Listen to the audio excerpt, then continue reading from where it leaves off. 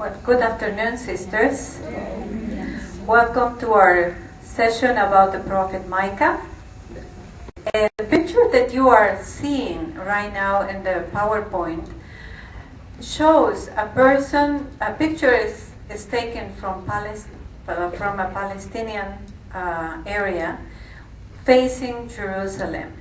And as many of you have read the prophet Mica, some of his prophecies, some of his oracles are addressed to Jerusalem. So that is the perspective of Mica. He's writing to Jerusalem from the borderlands. He was not a prophet from the center of the city or from the urban area, but he was a prophet from the rural areas. And so we are going into the 8th century, the end of the 8th century.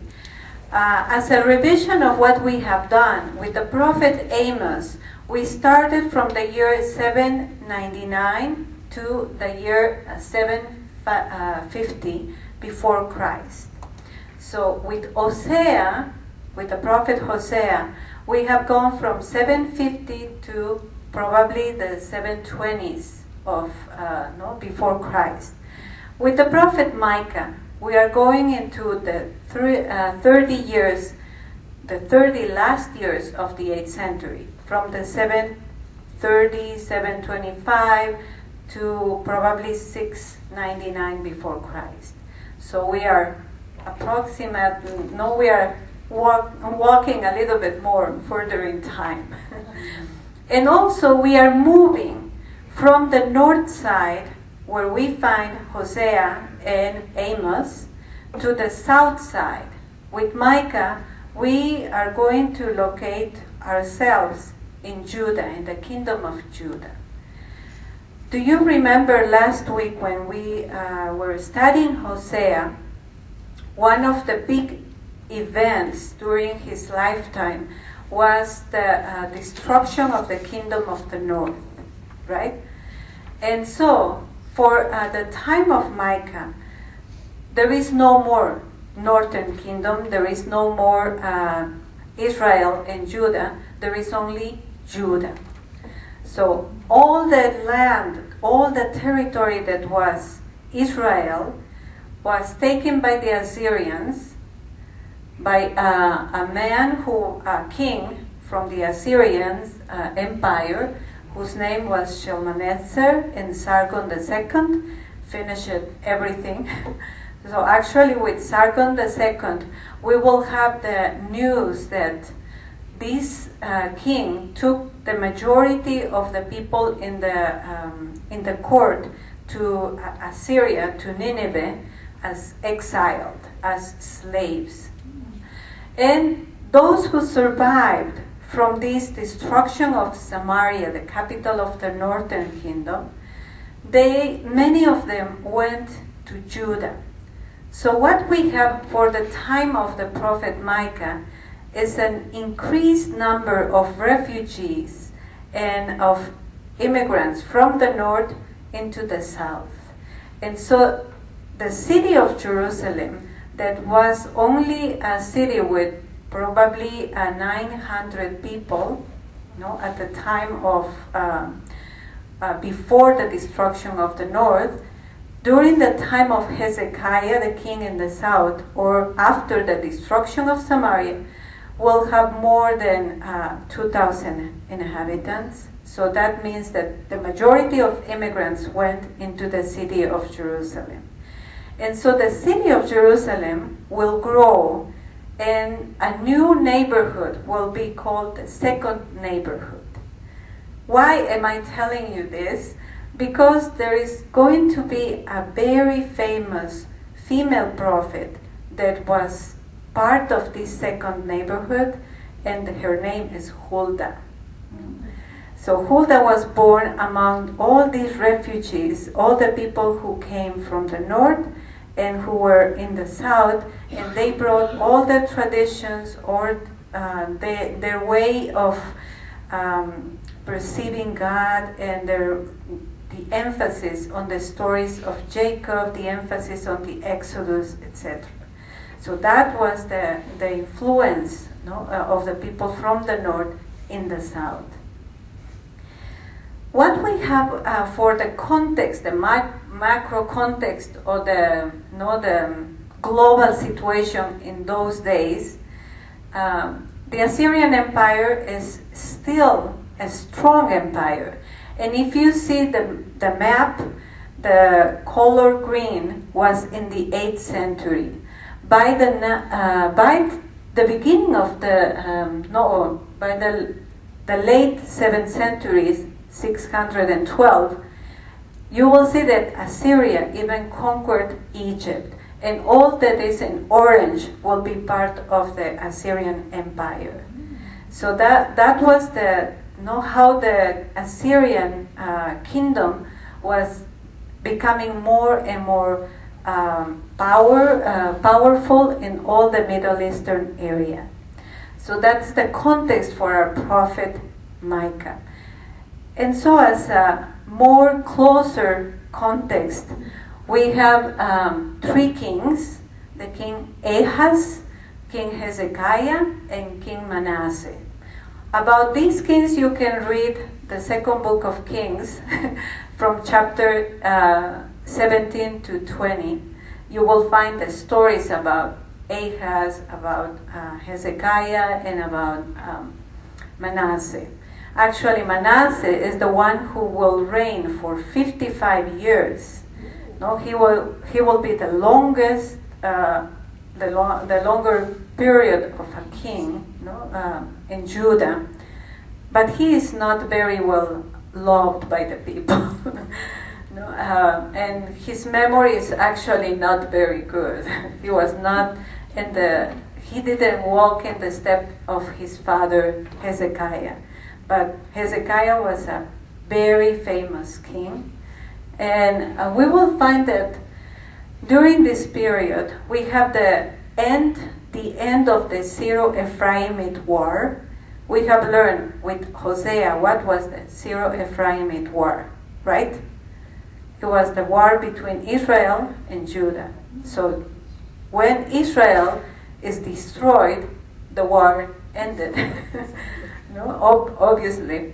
So that was the period of the beginning of Micah's ministry.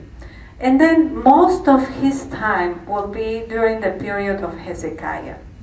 And what happened with the King Hezekiah is that he wanted to recover some of the land that was from the other 10 tribes that formed the northern kingdom. Now that there was no more kingdom of Israel, he entered little by little trying to recover the land of David, the former King David.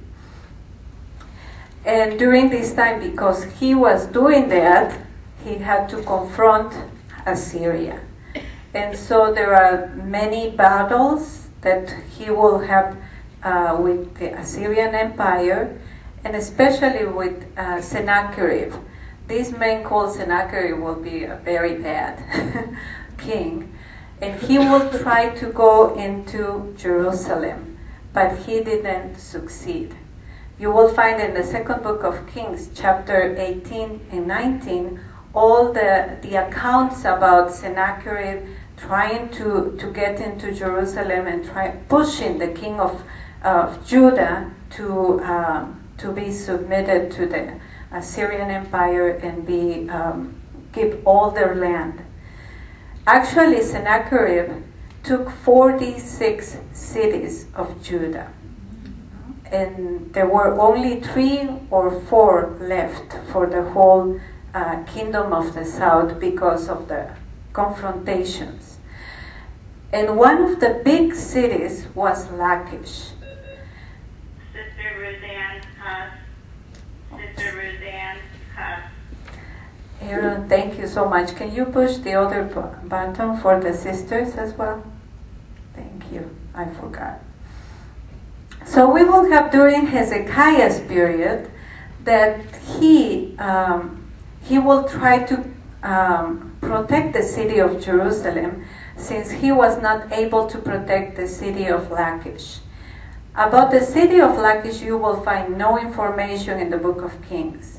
But you go to Isaiah chapter 37, and there will be some oracles that the prophet Isaiah will pronounce that had some relation or some mention to Lachish.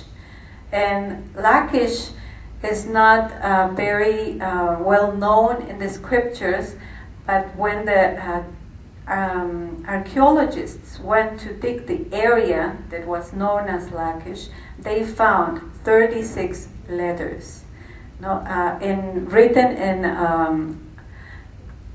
in tablets, which are from made of how do you say the arcilla, clay, and then there were some jars with the seal of the kingdom of Judah. So they knew that this city was a very important area for the wine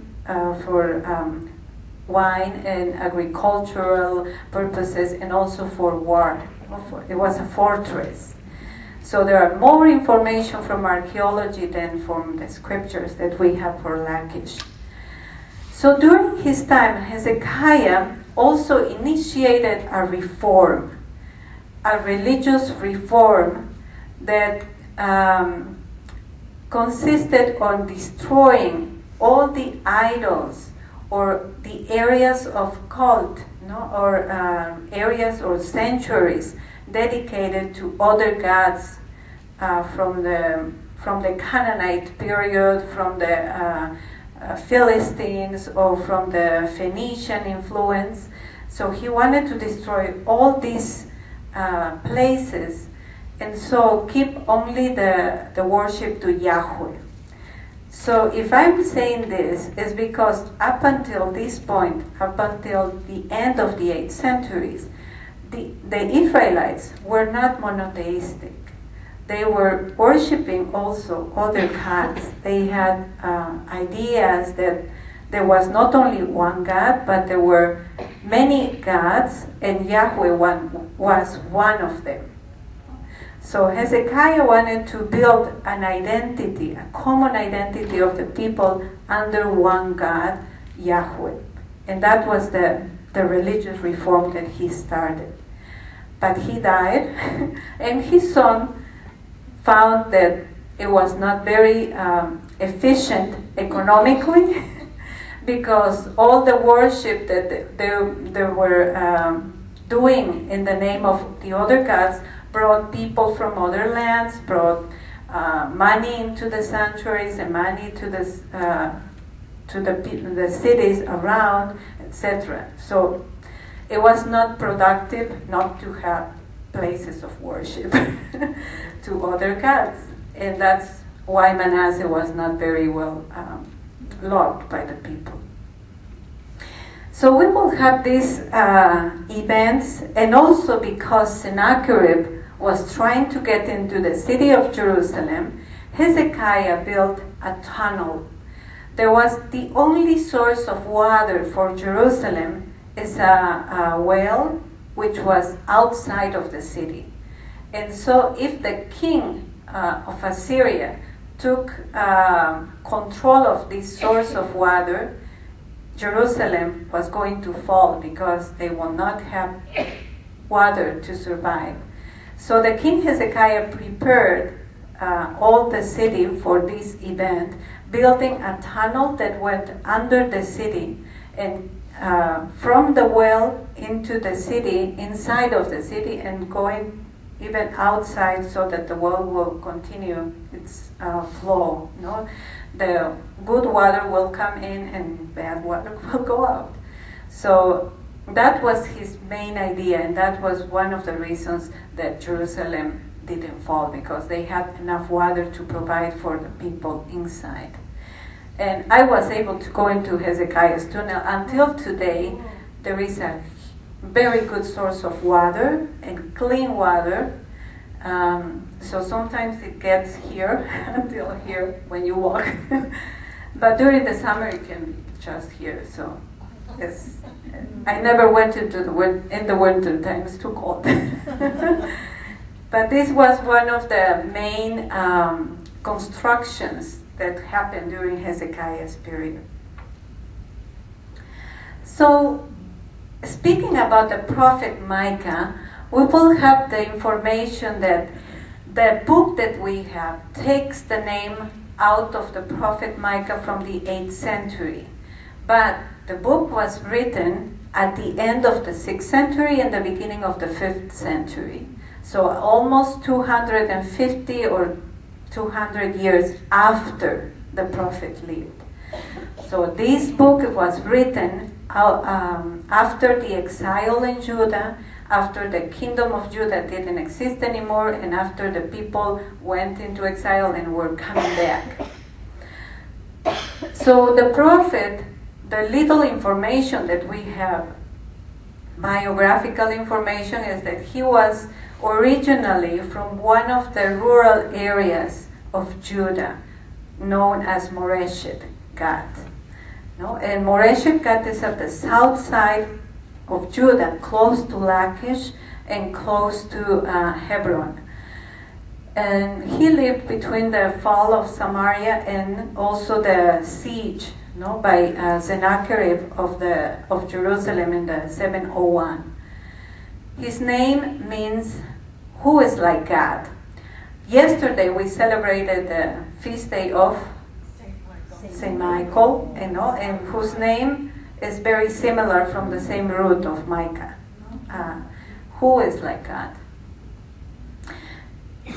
In chapter 3, verse 8, we will read that some information about the personality or the way that the prophet shows himself, his own character. And he says about himself that I am filled with the strength of the Spirit and the courage for justice. So that is what we can grasp of the personality of this prophet. So he was probably very confrontational, like Amos. If you remember many of the oracles of Amos, he was speaking all the time about injustice, oppression, injustice, oppression. Well, Micah changed the tone and he said, justice. Not in a negative way, but in a positive. The call of the Lord is to do justice. And this word, mishpat in Hebrew, will occur many times in the book, in many places. So this is Micah, the prophet. And the book was written in the 5th century, after the exile and after the people who went into the exile of Babylon came back to Judah and were trying to rebuild the city. One of the characteristics of the book is that it has lawsuits or confrontations, like we found in Hosea, the prophet Hosea. These moments in which God starts a kind of litigio or being a lawsuit, but not in a tribunal, but just calling them. This is what I have against you. And so that same characteristic we will find in Micah. And we will also find some of the oracles of judgment, oracles of salvation. That's something good because we didn't find many oracles of salvation in Amos. And lamentations. And when we read the lamentations or laments, oracles of lament, or the psalms of lament also, we have to pay attention to the metaphors and to the different poetic devices. For example, when we use poetry, we use a lot of hyperbole. Do you remember what is hyperbole? To exaggerate something, exaggeration. So when we read these lines of the prophet, when we find the laments, we are not reading the reality, but we are reading the exaggeration that the prophet makes so that they will call the attention of the people and really weep and mourn and cry because all this is happening. So that's the purpose of a lament. We find two main sections, from chapter 1, verse 2 to chapter 5, one section, and from chapter 6 to 7, a second section. And each of these sections have two subsections which are very much in parallel with each other. So we will find a first subsection of judgment, oracles of judgment, lamentations, etc., and a second subsection that have all these oracles of salvation and expressions of hope in the first and in the second sections. So that's how we understand the book. It's organized in a way that we have first oracles of judgment and then some hopes. Oracles of judgment and hopes. So that's a very, it's not the way that the prophet probably taught, but is the way the composer organized the oracles of the prophet Mica. In the first section, which we will call the section A, we have the judgment, and here we will read, if you go to the book of Micah, the first 5 chapters of the first 5 verses or 7 verses of chapter 1, you will find that he's speaking, he's locating himself outside of Jerusalem. And so he is sending these judgments against Jerusalem and against Samaria. First against Samaria and then against Jerusalem. And what is the sin that he expresses? What is the sin of Samaria? He calls himself, and your sin is you are a sin, Samaria. No, it's like Samaria is all sinfulness. And why? Idolatry. But idolatry expressed with the metaphor of prostitute. No, you will find the word prostitute there. And it's the same accusation that we find in Hosea. No? When he speaks about prostitution, he's really referring to idolatry. He's not referring to the sexual sin. He's speaking about idolatry, going behind other gods. So that's the major sin of Samaria. And then he expresses also the judgment against Jerusalem. And if we observe this, what is Jerusalem and what is Samaria? Both are capitals of the kingdoms. It is like if he's speaking to Washington, D.C. and Springfield, Illinois. And he's locating from Odell, speaking to Springfield. From the rural area, from the borderlands to the center, the city. And the city, why? Because there in Jerusalem we find the tribunals of justice, we find the central government, and we find the temple. And that is those institutions are corrupted, are also going in the same direction that Israel went. So that is the relationship that he is establishing.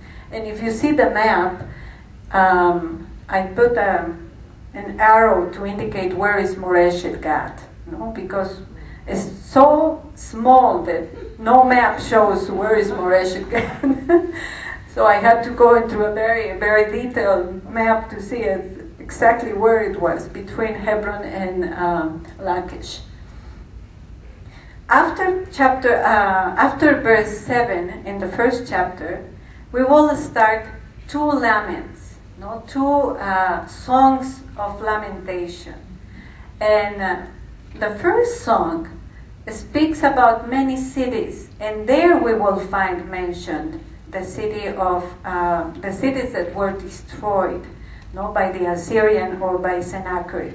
He's not mentioning expressly the king or the battles that are going on, but he's expressing a lamentation of how is the condition of the people, no, and how he is finding that these events are really devastating also the people.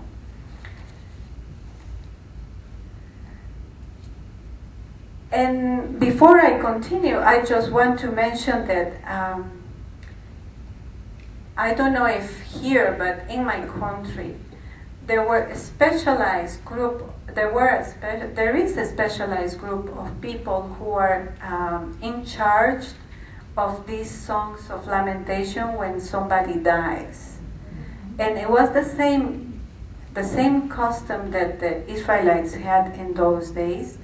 Usually the women were the ones who were lamenting when some event that was disgraceful for the city happened.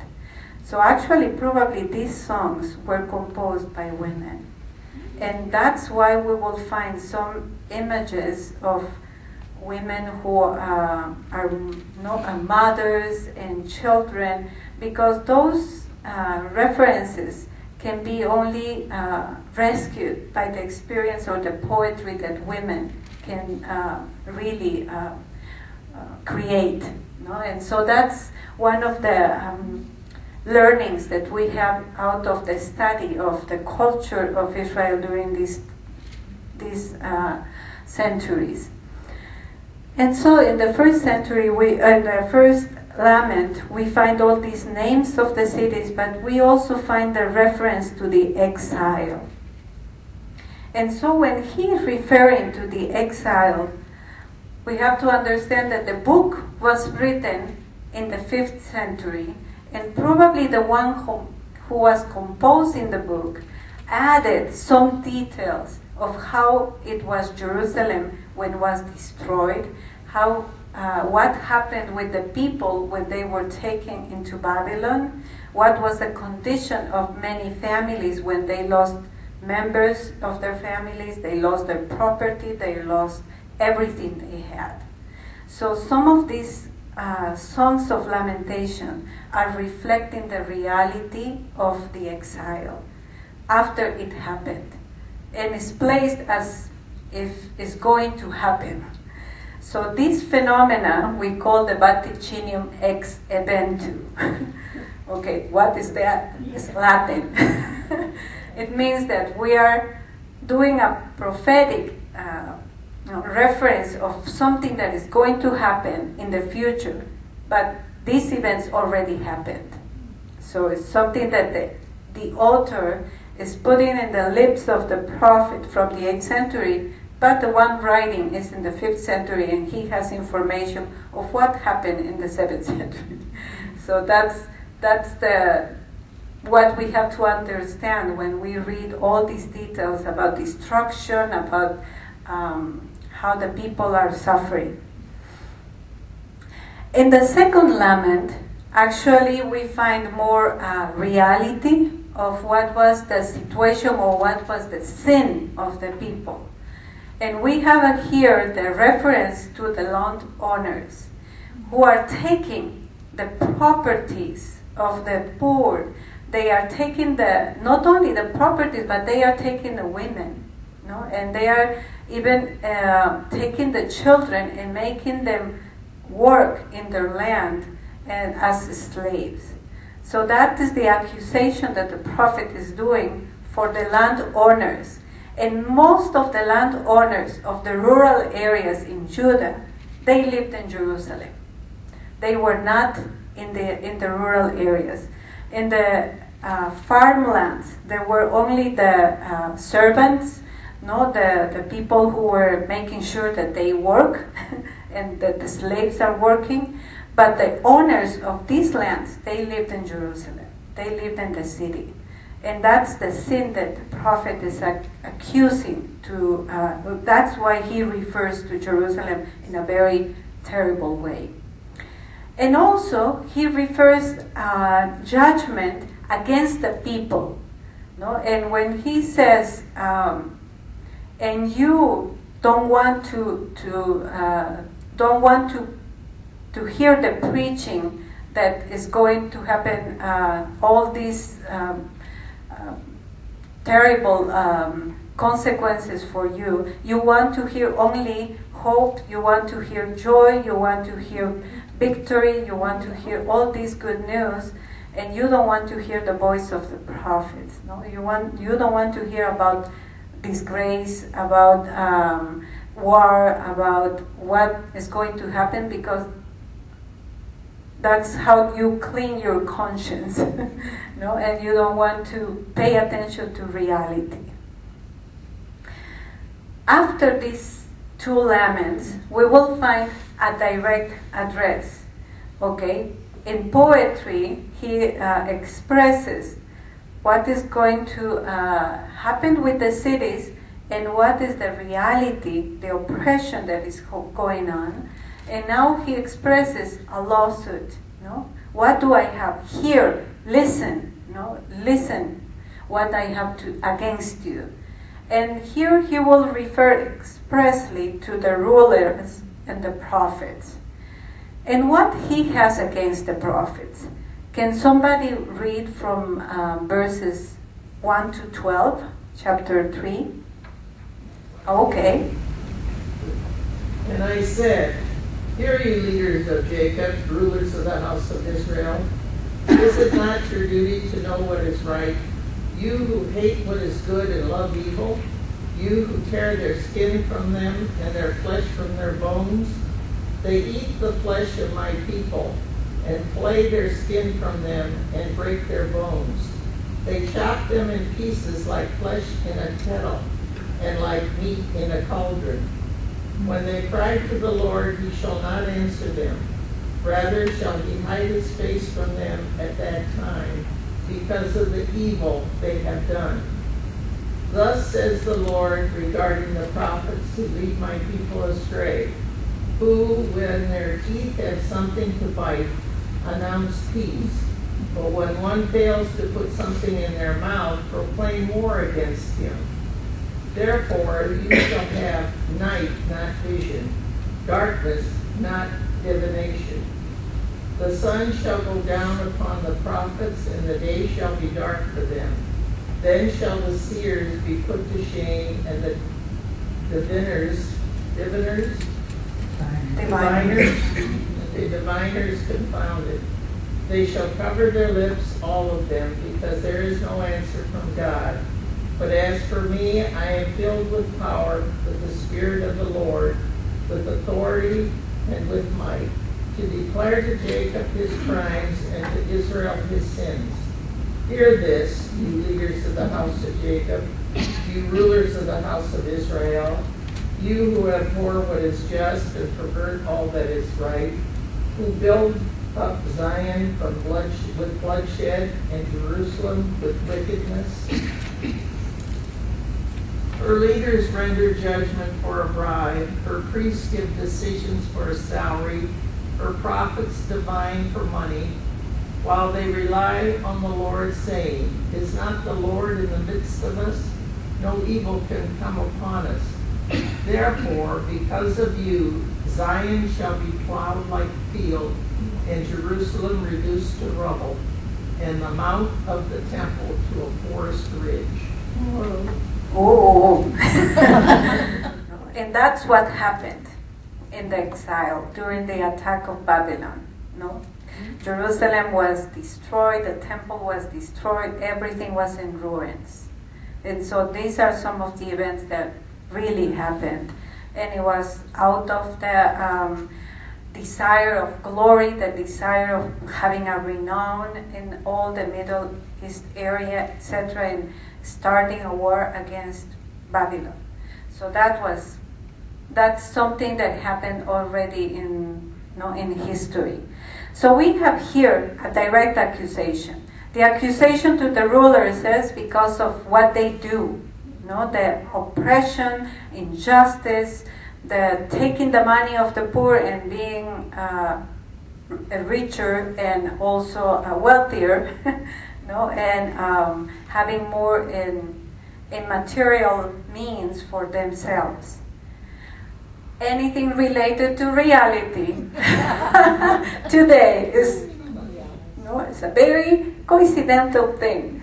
So that's the accusation to the rulers, to the authorities. And the accusation to the prophets is because when people pay you, you say good things. And if they have no money to give you for as an exchange of your favor, you proclaim disasters for them. So that's how prophecy is supposed to be? No. You as a prophet have to speak in the name of God. So that's something that Mica has against the prophets. And probably he is referring to the Haneviim, the group of prophets that were part of the council of the government, the council of the king.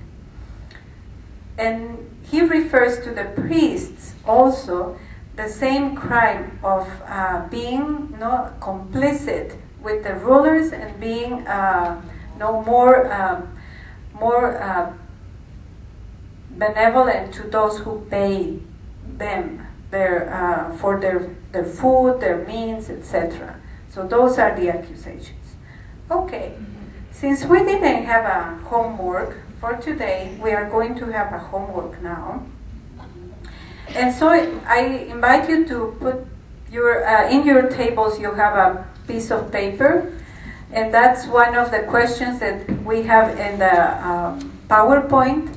So I invite you to read these verses. Those who have the first question from chapter 4 to 1 to 7, because these are oracles of salvation or oracles of hope. You will have to compare these 7 verses with Isaiah chapter 2 verses 2 to 5 and see what are the coincidences and what are the differences. Those who have Micah chapter 4 verses 1 to 7. Who has this? Okay, very well. Those who have verses 8 to 13 will read about the honor of Jerusalem, how the honor of Jerusalem will be restored. So what you have to find here is all the feminine imagery, the positive and negative expressions that we find in a feminine noun or expressed with feminine metaphors, etc. For those who have chapter 5, verses 1 to 5, speak about Bethlehem. And this is one, especially in verse 1, you will find, and you, Bethlehem of Ephrathah, you are not the most, the less important, etc. Find why Bethlehem is important for the prophet. And go to some of the Gospels that will probably be already in your Bibles. Why is Bethlehem important? Have a conversation. Who has this passage? Okay. And then number 4 is the hopes of the remnant, or the little remain of the people who are going to survive all these disasters, realities. Find the differences between the remnant of Israel compared with the other nations. What's the destiny of the other nations, or the images that we find with the other kingdoms? Okay, who has the chapter 5? Okay. We will have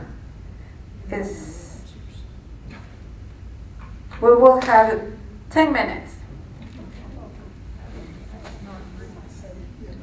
Those who work in the first comparison between Micah and Isaiah, what did you find as similarities and what differences did you find? Okay, first Loyola, then Katrina. Actually, the first part was exactly the same. When you started out in the first verses, let us go up to the hill of the Lord, and then all the way through. And the last part, he will settle disputes among great nations. They will hammer their swords into plows and their spears into pruning hooks. Nations will never go to war and never prepare for battle again. It was almost word for word, the way my translation is. The very last verse in Isaiah says, "Now to the descendants of Jacob, let us walk in the light of the Lord, that which the Lord gives." And that parallels what Mica says, that the people will have a new beginning. And Mica goes a little bit further in saying everyone's going to live in peace among their own fig trees and their own vineyards. They're going to be brought back, and they'll worship one God and not fear.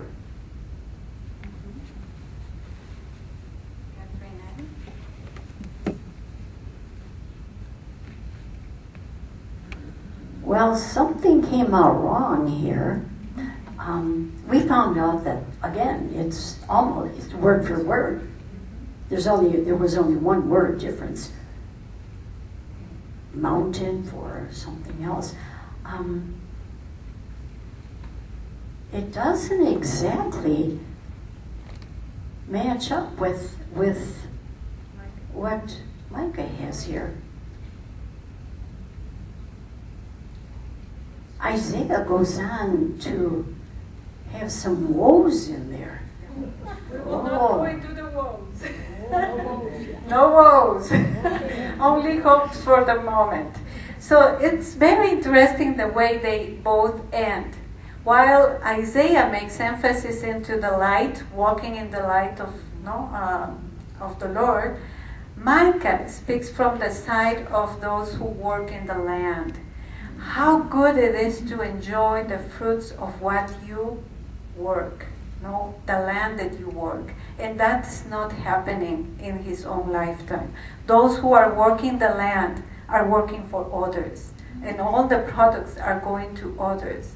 And the hope of Micah is that the people who are working in the land, they will enjoy of their fig trees, they will enjoy of the vineyards. The products will not be for others, but will be for the people who are working.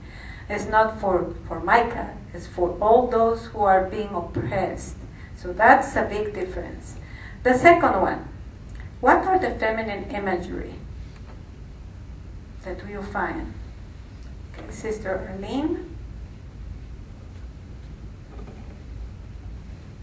In my translation, I only found one, and it was comparing the pain that they would experience to the pain of a woman in labor. Did somebody found another image? Feminine image?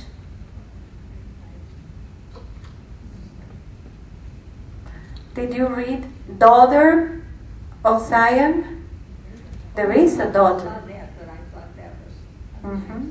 Daughter, a woman in labor, and somebody who is also raped. No, those are images that appear, which are feminine images, to speak about Jerusalem or about the people of God. So those are images that are used for the people. You, daughter of Zion, when he is speaking about daughter of Zion, to whom is the prophet referring? To Israel or to Jerusalem? Because in the Mount Zion was built the temple. So all the reference to as a daughter of Zion is to the people who live in that area. And the woman in labor too. The pains that goes with the woman of labor. So this is a very reading from the eyes or from the perspective of a feminine analysis. These are typical ways in which we find compare to the people with women, very traditional ways. As a daughter who depends from others, as a woman in labor who also suffers during the pain, and as a woman raped or as a woman who is taken by others. But if we go into verse 13, the image that we find there is a very masculine, feminine, for the one who is restored. No? What do we find in verse 13? Arise and thresh, no, O daughter Zion, for I will make your horn iron and your hoof bronze. You shall beat in pieces many people. Do women do that? No? Do women have horn? Those were the implements that were used by men. So that's another way of knowing the mentality of those who are writing, or the prophet who is pronouncing this. The victory is in a very masculine way, no? And that is something that belongs to a very patriarchal mentality, and it's not only in the past. If we go into the present, some of the victories of women are also sometimes taken from the imagery of men, of masculine, or related to masculinity, etc. No? And for example, in some of the cultures in China, a woman who gets old, she is considered like a man. So that is something that is also, no, why? It's a less woman than before, or what, or better. That's the mentality that is behind. No? All the victory of Zion has to be expressed with these masculine images, and all of that is a construction of the society. Okay, why Bethlehem? Okay.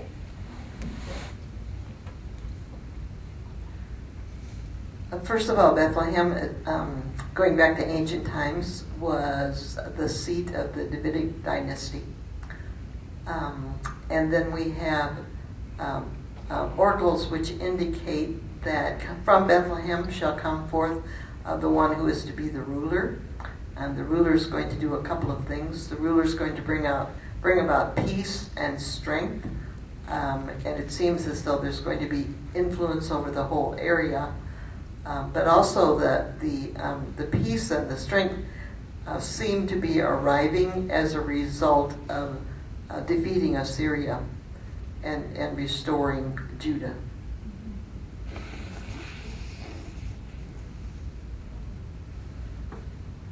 Do you have more information about Bethlehem? It actually came from the footnotes. How many of the footnotes reference Ruth and Samuel and Genesis, that lineage, and coming after Micah. We're, I guess, a reference back to Micah in light of the Bethlehem being the place of the Savior. Not yet. No, Bethlehem is the place where who was born? David. No, the Davidic dynasty, the kingdom started from the borderland, from Bethlehem. It didn't start in Jerusalem. The king was not from Jerusalem. The king was from Bethlehem, and that is in the second book of Samuel, chapter 17. No, that's something that we find a reference.